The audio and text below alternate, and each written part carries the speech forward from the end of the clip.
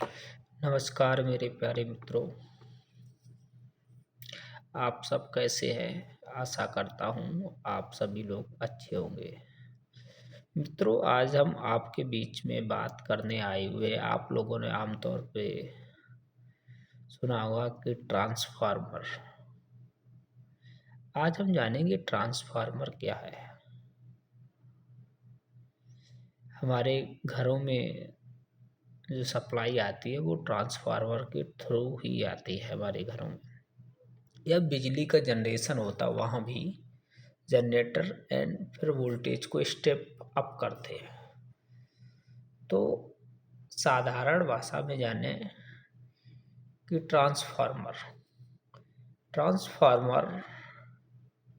In oil type transformer and dry type, दो type के transformer होते हैं, ऑयल टाइप और ड्राई टाइप।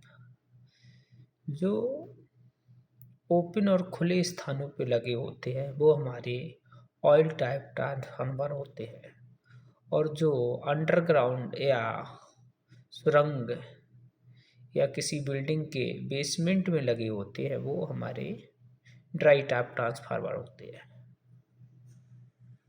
तो ट्रांसफार्मर में मुख्य रूप से कई भागों में उसको बांटा गया है। अब ट्रांसफार्मर कैसे काम करता है? ट्रांसफार्मर फैराडे के विद्युत चुम्बकीय प्रेरण के सिद्धांत पे काम करता है, जिसे कहते हैं म्यूचुअल इंडक्शन या सेल्फ इंडक्शन। तो ट्रांसफार्मर में दो वाइंडिंग होती है, एक हमारी प्राइमरी वाइंडिंग होती है, दूसरी होती है सेकेंडरी वाइंडिंग। तो प्राइमरी वाइंडिंग किसे कहते हैं? वह वाइंडिंग जो सप्लाई स्रोत से जुड़ी होती है वह हमारी प्राइमरी वाइंडिंग कहलाती है, और सेकेंडरी वाइंडिंग वह वाइंडिंग जो हमारी लोड के साथ कनेक्ट होती है वो हमारी सेकेंडरी वाइंडिंग कहलाती है। तो ट्रांसफार्मर में दो वाइंडिंग होते हैं, प्राइमरी और सेकेंडरी। इसके बाद ट्रांसफार्मर में और भी बहुत सारे भाग होते हैं। वाइंडिंग के अलावा उसकी बॉडी होती है, कंजर्वेटर होता है, इसके बाद ब्रीजर होता है जिसमें सिरका जेल भरा जाता है मॉइस्चर को सोखने के लिए। इसके बाद एक्सप्लोजन बैंड होता है, वकूल्ड रिले होता है, इसके बाद WTI होती है, फिर OTI होती है, इसके बाद मैग्नेटिक ऑयल गेज होता है। तो इस तरीके से 15 से 20 भाग ट्रांसफार्मर में होते हैं। तो जो पावर ट्रांसफार्मर होते हैं उसमें ज़्यादा सेफ्टी डिवाइस लगाते हैं, क्योंकि जो हमारा पावर ट्रांसफार्मर होता है वो बहुत ही कॉस्टली होने के कारण उसकी हम सेफ्टी की दृष्टि उसको हम ज़्यादा सेफ्टी देते हैं। अब हम एक एक चीज़ पे आ रहे हैं। सबसे पहले बात करेंगे हम ट्रांसफार्मर के पार्ट मेन से। जो वाइंडिंग की जाती है वो कोर के ऊपर वाइंडिंग की जाती है। वो हमारी जो कोर होती है वो हमारी सिलिकॉन स्टील की होती है। सिलिकॉन स्टील की पत्तियों को लेमिनेटेड करके हम क्या करते हैं, उसकी कोर को बनाते हैं। क्योंकि हम किसी एक सॉलिड मेटल को या सॉलिड मेटल से उस कोर को बना देंगे तो उसका रेजिस्टेंस ज़्यादा हो जाएगा। तो उसका रेजिस्टेंस को कम करने के लिए हम क्या करते हैं कि सिलिकॉन स्टील की पत्तियों को लेमिनेटेड कर करके उनको हम स्टेप कर लेते हैं, जोड़ लेते हैं आपस में। तो हम इस तरीके से कोर का निर्माण करते हैं। कोर के ऊपर ही हम दो वाइंडिंग करते हैं, एक प्राइमरी या सेकेंडरी वाइंडिंग होती है। जो हमारी वाइंडिंग की जाती है ज़्यादातर अच्छे या बड़े ट्रांसफार्मर में ज़्यादा एफिशिएंसी बनाने के लिए हम कॉपर की वाइंडिंग करते हैं। कुछ ट्रांसफार्मर में एल्युमिनियम वाइंडिंग भी की जाती है।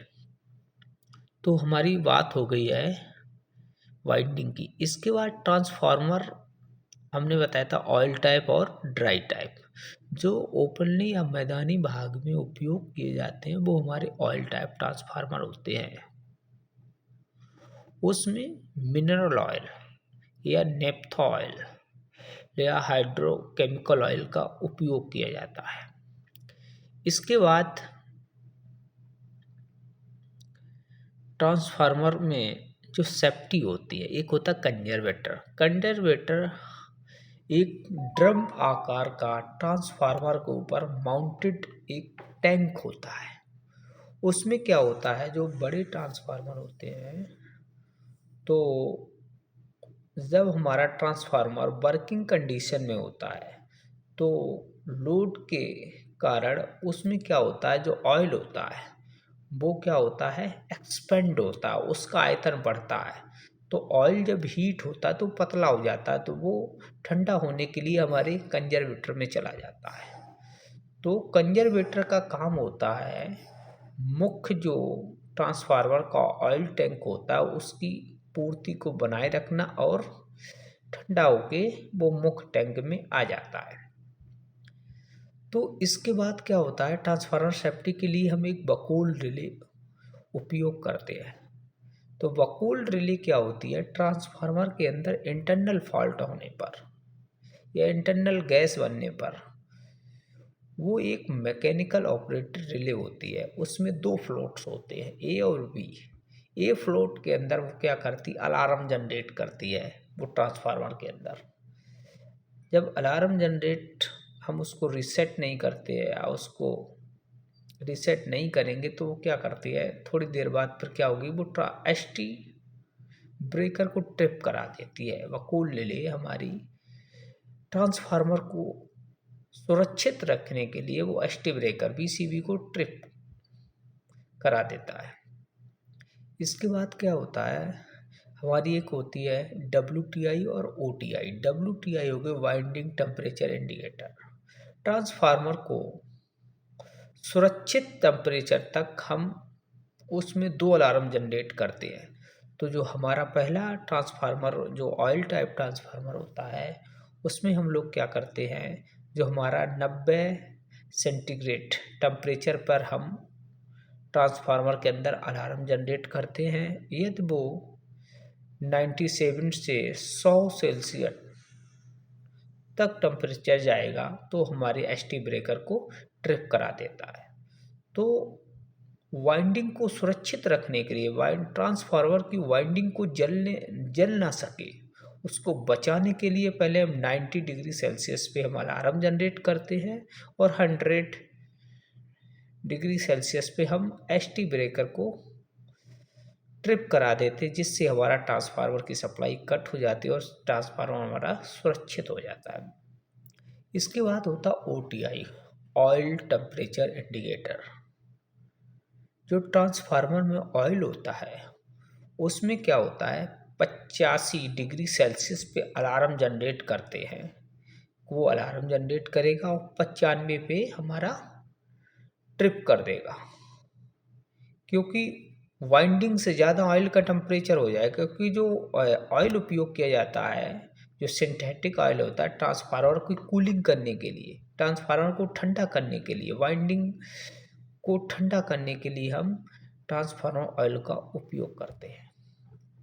इसके बाद मैग्नेटिक ऑयल गेज, एक जो पावर ट्रांसफार्मर होते हैं उसके अंदर हमारे मैग्नेटिक ऑयल गेज लगा रहता है। उसका उपयोग होता है कि ट्रांसफार्मर के अंदर कितना ऑयल है उसकी उपस्थिति इंडिकेटर के द्वारा हमको मैग्नेटिक ऑयल गेज दिखाता है। हमेशा 50% और 60% के अबव हमें होना चाहिए। कभी 75% से ऊपर है तो उसको निकाल लेना चाहिए, क्योंकि ट्रांसफार्मर के अंदर कुछ जगह होनी चाहिए, नहीं तो जब वो एक्सपेंड करता है पतला होता है, उस आयतन होता, वो क्या हो सकता है कि कंजर्वेटर में भी उतना ऑयल नहीं आएगा। तो 75% से कम ही हमेशा ट्रांसफार्मर के अंदर ऑयल होना चाहिए।